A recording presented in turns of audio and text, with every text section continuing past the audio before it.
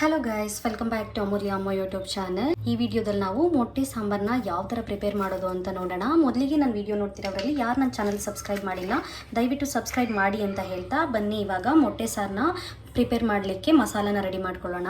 ಈಗ ನಾನಿಲ್ಲಿ 1 ಕಪ್ ಕಾಯಿ ತುರಿನ ತೊಗೊಂಡಿದ್ದೀನಿ.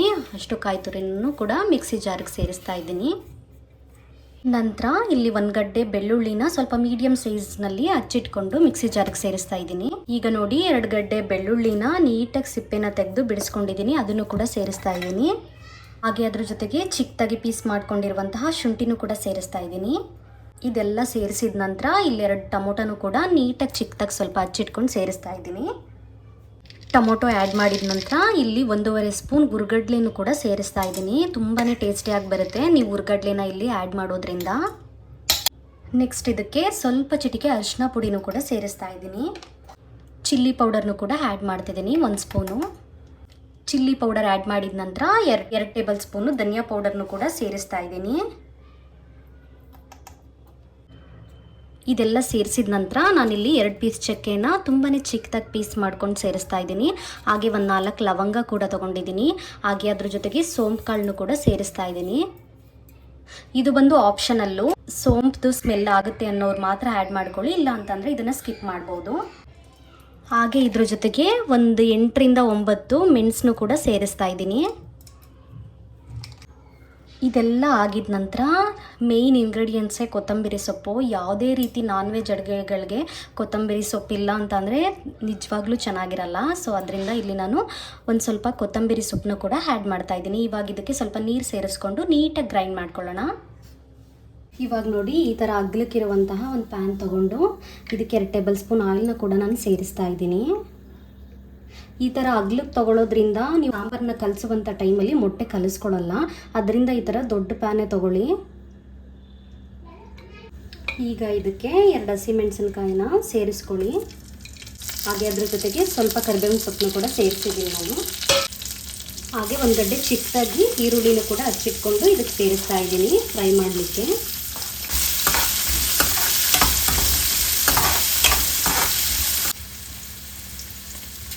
ಈರುಳ್ಳಿ ಈಗ ನೀಟಾಗಿ ಸ್ವಲ್ಪ ಫ್ರೈ ಕೂಡ ಆಯಿತು. ಇವಾಗ ಇದಕ್ಕೆ ರುಬ್ಬಿಟ್ಕೊಂಡಿರುವಂತಹ ಮಸಾಲಾನ ಸೇರಿಸ್ತಾ ಇದ್ದೀನಿ. ಇದನ್ನು ಕೂಡ ನೀಟಾಗಿ ಹುರ್ಕೊಳ್ಳಿ ನೀರು ಸೇರಿಸೋ ಮುಂಚೆ.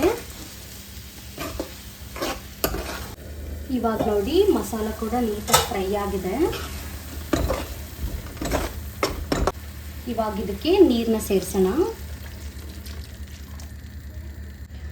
ನೀವು ಸಾಂಬಾರ್ದು ಕನ್ಸಿಸ್ಟೆನ್ಸಿ ನೋಡ್ಕೊಂಡು ನೀರನ್ನ ಸೇರಿಸಿ. ತುಂಬ ಗಟ್ಟಿ ಇದ್ದರೆ ಇಷ್ಟಪಡ್ತಾರೆ ಅಂತ ಹೇಳಿದ್ರೆ ಸ್ವಲ್ಪ ಗಟ್ಟಿಗೆ ಮಾಡಿಕೊಂಡ್ರೆ ನಡೆಯುತ್ತೆ.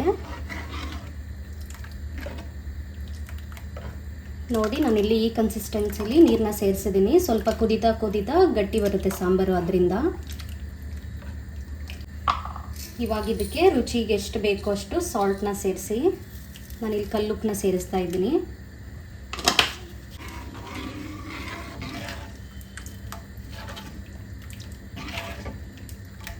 ಇವಾಗ ಈ ಮಸಾಲಾನ 7 ರಿಂದ 8 ನಿಮಿಷ ನೀಟಾಗಿ ಕುದಿಯೋ ಥರ ನೋಡ್ಕೊಳ್ಳಿ.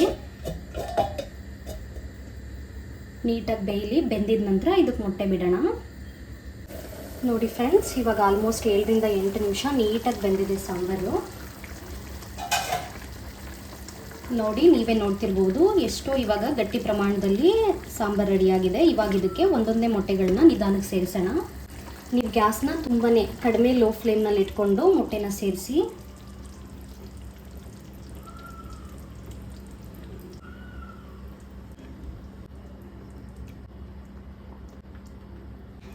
ನೋಡಿ ನೀವು ನಿಧಾನಕ್ಕೆ ಒಂದೊಂದೇ ಮೊಟ್ಟೆಗಳನ್ನ ಸೇರಿಸಿದ ನಂತರ ಲೋ ಫ್ಲೇಮ್ನಲ್ಲೇ ನೀಟಾಗಿ ಒಂದು 5 ನಿಮಿಷ ಬಾಯ್ಲ್ ಆಗಲಿ ಮೊಟ್ಟೆಗಳು. ಒಂದು ಲಿಡ್ ಸಹಾಯದಿಂದ ಇದನ್ನು ಕ್ಲೋಸ್ ಮಾಡಿ ಒಂದು 5 ನಿಮಿಷ ನೀಟಾಗಿ ಬೇಯಲಿ. ನೀವು ಮೊಟ್ಟೆ ಬಿಟ್ಟ ನಂತರ ಸೌಟ್ನಲ್ಲಾಗಿರ್ಬೋದು ಅಥವಾ ಯಾವುದೇ ಸ್ಪೂನ್ನಲ್ಲಿ ಅದನ್ನು ಮಿಕ್ಸ್ ಮಾಡಲಿಕ್ಕೆ ಹೋಗಬೇಡಿ, ಮೊಟ್ಟೆ ಒಡೆದೋಗುತ್ತೆ. ನೋಡಿ ಫ್ರೆಂಡ್ಸ್, ಆಲ್ಮೋಸ್ಟ್ 5 ಮಿನಿಟ್ಸ್ ನೀಟಾಗಿ ಬೆಂದಿದೆ ಸಾಂಬಾರು ಮೊಟ್ಟೆ ಜೊತೆಗೆ. ನೋಡಿ ಈ ಟೈಮ್ನಲ್ಲಿ ಇವಾಗ ಈ ಥರ ಸ್ವಲ್ಪ ತೆಗೆದು ನೋಡಿ. ಅತಿ ಮಿಕ್ಸ್ ಮಾಡಲಿಕ್ಕೆ ಹೋಗಬೇಡಿ, ಮೊಟ್ಟೆ ಮಿಕ್ಸ್ ಆಗಿಬಿಡುತ್ತೆ ಸಾಂಬಾರು ಜೊತೆಗೆ ಅದರಿಂದ.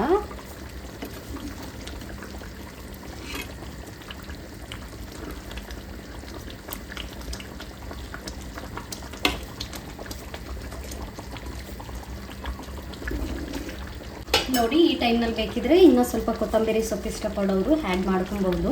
ನಮ್ಮನೇಲಿ ಏನು ಅಷ್ಟೊಂದು ಪ್ರಿಫರ್ ಮಾಡಲ್ಲ ಈ ಟೈಮ್ನಲ್ಲಿ, ಸೊ ಅದರಿಂದ ನಾನು ಆ್ಯಡ್ ಮಾಡ್ತಿಲ್ಲ. ಮಸಾಲಾಗೆ ಆ್ಯಡ್ ಮಾಡಿರೋದ್ರಿಂದ ತುಂಬಾ ಟೇಸ್ಟಿ ಆಗಿರುತ್ತೆ. ಒಂದ್ಸರಿ ಟ್ರೈ ಮಾಡಿ ಅಂತ ಹೇಳ್ತಾ ಇದಾಗಿತ್ತು ಇವತ್ತಿನ ವಿಡಿಯೋ. ಇದೇ ಥರದ ಕುಕಿಂಗ್ ವಿಡಿಯೋಗಾಗಿ ನನ್ನ ಚಾನಲ್ನ ಸಬ್ಸ್ಕ್ರೈಬ್ ಮಾಡೋದನ್ನ ಮರಿಬೇಡಿ. ಹಾಗೆ ಈ ವಿಡಿಯೋ ಇಷ್ಟ ಆಗಿದ್ದಲ್ಲಿ ಲೈಕ್ ಮಾಡಿ, ಶೇರ್ ಮಾಡಿ, ಕಮೆಂಟ್ ಮಾಡಿ ಅಂತ ಹೇಳ್ತಾ ಮುಂದಿನ ವಿಡಿಯೋದಲ್ಲಿ ಮತ್ತೊಂದು ರೆಸಿಪಿಯೊಂದಿಗೆ ಸಿಗ್ತೀನಿ. Thank you for watching. Bye.